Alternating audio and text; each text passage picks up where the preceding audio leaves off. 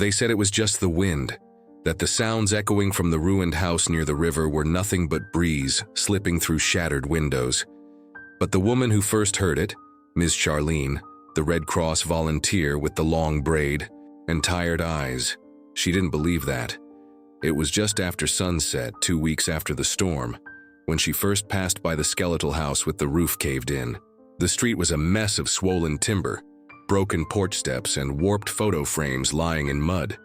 She was on her way back to the shelter tent with a box of instant oatmeal when she stopped, froze, because through the holes in the roof and the half-submerged kitchen wall, there was a sound, soft, rising, not a cry for help, not static on a broken radio.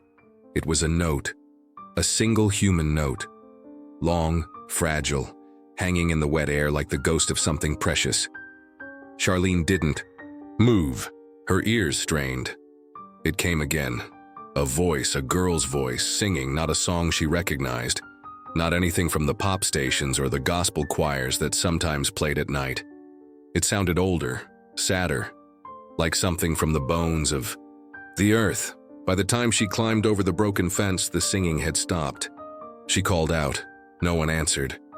The house was empty. Later that night, when she mentioned it to the other volunteers, they shook their heads. You were tired. Probably the wind again. Or maybe it was a radio, or some child humming in the dark. But Charlene remembered. Because the sound had made her stop breathing. Because even in all the noise and grief after Katrina, that voice made the world go still. No one knew her name. Not then. Not for another 6 weeks. But in that moment, beneath the bones of a drowned home, someone had sung, and someone had listened. Her name was Lily Harper, 13 years old, 5 feet tall, maybe a little less, shoulders always slightly curled inward, like she was trying to disappear inside her own sweater. They found her name scribbled on the corner of a FEMA registration form, written in pencil next to her little brother's. Mother, Vanessa Harper. Children, Lily, age 13, Marcus, age 6. They had arrived at the Baton Rouge disaster shelter just days after the levees broke. No luggage, no shoes for Marcus, no voice. Either not from Lily. She didn't speak that first week. Not out of trauma, they said. But because no one really asked her anything that needed answering. They were assigned to Tent Row C, second from the end, blue canvas flapping in the wind like a forgotten kite. Inside they had 2 sleeping mats, 1 folding cot for the mother, and a small plastic bin for donated clothes. Lily folded every piece, even the torn ones. She arranged them by color. She didn't complain when her bin got soaked in a rainstorm. Didn't flinch when a boy from Tent A called her swamp rat. She just adjusted. That's what Lily Harper did. She adjusted. The staff remembered her because she always waited until everyone else had eaten. She would sweep the ground, around the picnic benches quietly, with a piece of cardboard torn from a box of canned corn. No one told her to, but it made her feel like she had a place. Some days she disappeared for hours.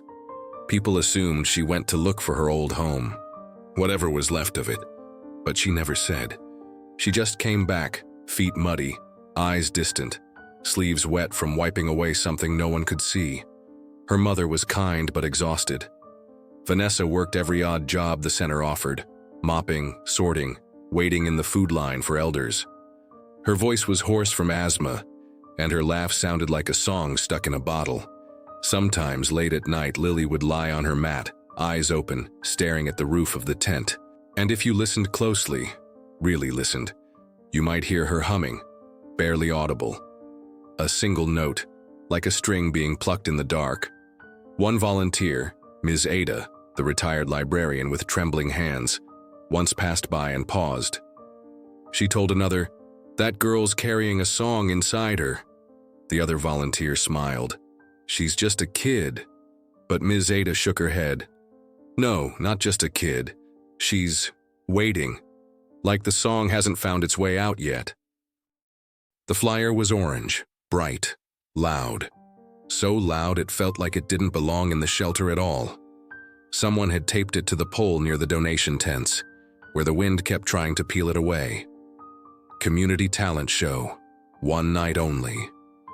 A celebration of courage and creativity for children, displaced by Hurricane Katrina.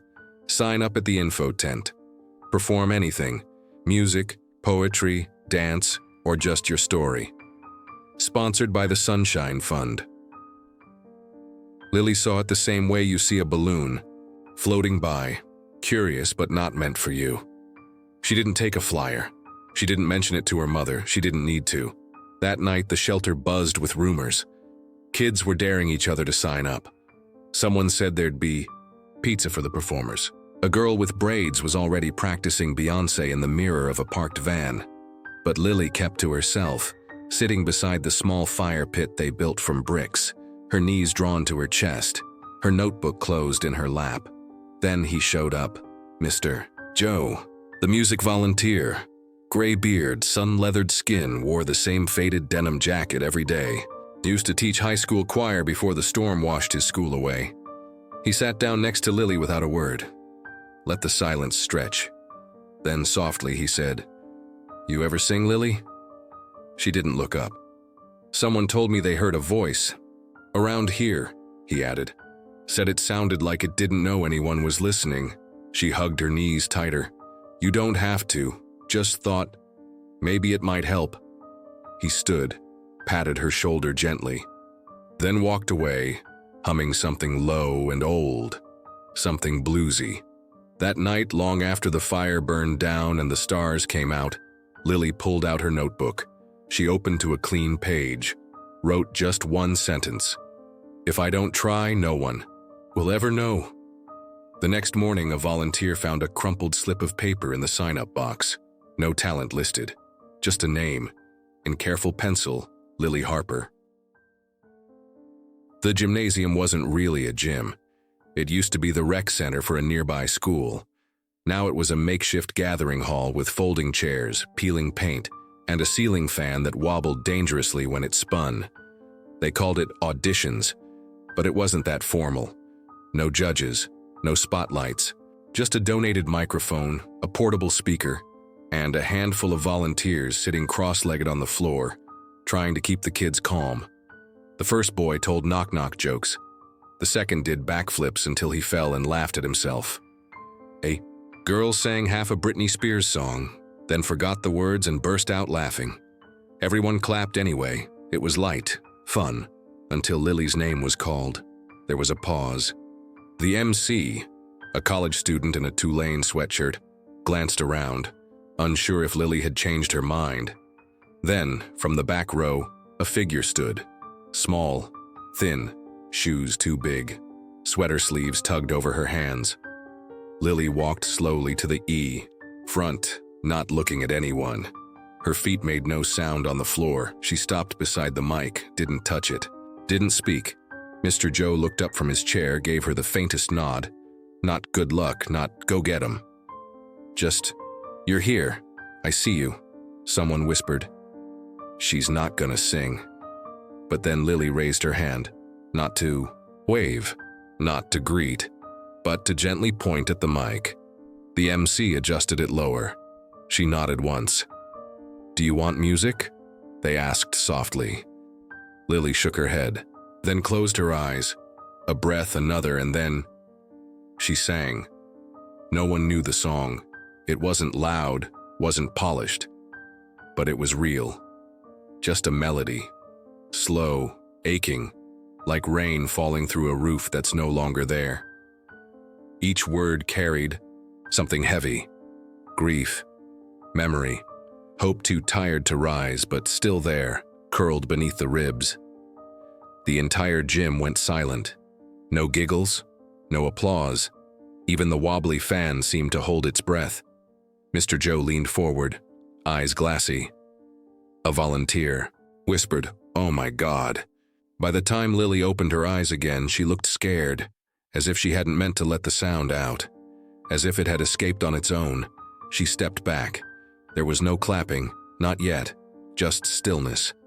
Then someone, maybe the girl who sang, Brittany, maybe the MC, slowly placed one hand over her heart and whispered, "Thank you." They didn't talk about it afterward. Not really. No one wanted to break the silence Lily had left behind. But by the next morning, people in the shelter were whispering. Not loud enough for her to hear. Just soft enough to make her glance up. When she passed, she's the one who sang. Did you hear it? No, but they said it was, I don't know, different. Lily kept her head down, as always. But something inside her, just beneath the skin, just behind the ribs, had shifted, like a door creaked open just an inch. She didn't sing again, not out loud. But she hummed when she washed her hands. She tapped rhythms with her fingers on the side of her cot. And every night she rewrote the lyrics she had sung, as if trying to figure out what they meant. Then, one afternoon, a shadow fell across the picnic table where she sat. It was Mr. Joe, but he wasn't alone. Next to him stood a tall woman in a black dress with silver-rimmed glasses and a clipboard. Her name was Ms. Reba, part of the organizing committee for the talent show's final performance night, the one open to the public downtown. I heard about what happened, Ms. Reba said gently. Her voice was low, smooth, like someone who used to be on the radio. We'd like you to sing again, Lily, on stage at the big show this Friday. Lily looked at Mr. Joe. She doesn't talk much, he told Ms. Reba. That's okay, Reba smiled. Some voices aren't meant to. Talk. She placed a folded program in front of Lily, with her name already printed near the top. Opening act, Lily Harper. Original vocal performance. Lily blinked, then, quietly, almost whispering, she asked, "Why me?" Ms. Reba paused, then answered simply, "Because when you sang, even the walls listened." Lily didn't answer. She stared at the name on the paper as if it belonged to someone else. Then she stood, left the table, and walked. She didn't say yes, didn't say no. That night she told her mother nothing. Instead, she sat outside their tent with Marcus asleep in her lap, listening to the wind run through the flaps. And she wondered, if people start listening, what happens if they stop? The dress was too big, too clean, too not her. It came in a plastic bag from the church volunteers. A simple cream-colored shift with tiny embroidered flowers at the hem and a satin ribbon that tied in the back. When her mother handed it to her, Lily just stared. "Michi Koi, they said it's for the show, you'll look like an angel," then kissed her on the forehead. But Lily didn't feel like an angel. She felt like an accident waiting to happen. She tried on the dress inside, the tent standing barefoot on a blanket, her arms thin against the fabric. It didn't fit right. The ribbon kept sliding, and in the mirror shard propped against the cooler, she didn't recognize the girl looking back. She's trying to be something she's not. The voice came from behind the supply tent. Lily froze. It was Jada, the girl who did Beyoncé, during auditions. Her voice, sharp as broken glass, carried through the nylon walls. She thinks one sad song makes her special? Another girl laughed. She doesn't even wear shoes most days. Lily backed away from the mirror. Her cheeks burned. Maybe we should clap really loud for her. You know, like it's a charity case. The laughter twisted into something cruel, a kind of laughter Lily knew too well. She slipped the dress off, folded it neatly, and stuffed it under the cot. Then she opened her notebook, the one where her lyrics lived. Pages and pages, filled with verses and chords and melodies only. She could hear she didn't cry, she just stared at it. And then she tore out every page, one by one. Slowly, deliberately, she crumpled them, placed them into a metal bowl, struck a match from the shelter kit. The paper caught quickly. Orange flames danced for a few moments, then curled into ash. By the time her mother came back, Lily was curled up on the mat, eyes open, staring at the roof of the tent. She didn't speak the rest of the night, didn't eat, didn't hum. The silence returned, thicker than before, heavier, like it had swallowed her whole, and far away, at the community center where the talent show committee was rehearsing, a microphone waited, but the name Lily Harper had already been crossed out in pencil. It rained hard that afternoon, the kind of rain that didn't ask permission. It just fell, loud and fast, soaking through canvas and plywood alike. The Tri-Tam queue turned into a maze of puddles and slick gravel. Children ran barefoot, screaming with joy, but Lily stayed inside the tent, knees tucked under her chin, staring at nothing. She hadn't spoken in 2 days. Not even to Marcus, not even to her mother. The ashes from her notebook still lingered in the metal bowl beside her cot. Gray, cold, final. Then someone called her name from outside the tent, twice. The third time she looked up. Mr. Joe stood there, rain dripping from his denim jacket, holding a faded blue umbrella. It had 3 broken ribs and a tear near the edge, but he held it steady. He didn't smile, didn't scold, didn't ask why she missed rehearsal or why she burned her songs. He just said, "Walk with me." Lily hesitated, then pulled her hood up and stepped out. They didn't talk as they walked. The gravel squished beneath their feet. The umbrella barely covered both of them. Mr. Joe led her past the supply tents, past the mess hall to a small empty RV parked near the edge of the shelter lot. He opened the door, held it for her. Inside, it smelled like old coffee and pencil shavings. On a fold-out table sat a small black speaker. Next to it, a recorder. Mr. Joe pushed play. At first, Lily didn't recognize it. Just soft static. Then, a breath. Then, her voice, not perfect, not practiced, just pure. She froze, her eyes widened, her lips parted. She didn't cry, but something inside her broke open, like a window stuck shut for years finally giving way. Mr. Joe didn't speak. He just sat, watching the rain streak the window. The song ended. Lily whispered, barely louder than the rain. "Why did you keep it?" He shrugged. "Because it's yours, even when you forget." She looked down. Her hands trembled slightly. Then she said, "I don't have a song anymore." Mr. Joe leaned forward. "You don't need a new one." Lily looked at him. "You just need to remember why you sang the first time." The gym had been too broken to use, so they moved the show outside. A makeshift stage was built from wooden pallets and painted sheets. Paper lanterns hung from tree branches. Folding chairs lined the grass. A string of lights zigzagged above the courtyard, glowing warm against the night air. It wasn't grand, but it felt like something sacred, a place made of effort and hope. By 7 o'clock, the crowd had gathered. Neighbors, volunteers, families from the shelter. Children wore hand-sewn costumes. Someone passed out cups of lemonade in styrofoam. Ms. Reba held the clipboard. The first act was already halfway through. Then came dancing, drumming, 2 magic tricks, but the space beside the microphone stayed empty. "Any word from Lily Harper?" she whispered to Mr. Joe. He shook his head once, eyes scanning the crowd. They moved on. The schedule continued. The lights flickered once. A breeze rustled the trees, and just when everyone thought she wasn't coming, just when Ms. Reba was about to call the final act, a girl stepped out from behind the food tent, thin, wearing a plain gray dress, hair damp from washing, barefoot. It was Lily. No introduction, no announcement. She walked to the microphone like someone approaching an old door, gently, not sure it would open. Mr. Joe stood still. Ms. Reba whispered, "Oh my God." Lily didn't speak. She didn't need to. She closed her eyes, held the mic, took a breath, and sang. No backing track, no music, just her voice, carrying through the air like a thread of light. The song wasn't loud. It didn't soar. It floated, hung there, suspended under the string lights, wrapping around each person like a whisper they didn't know they'd been waiting to hear.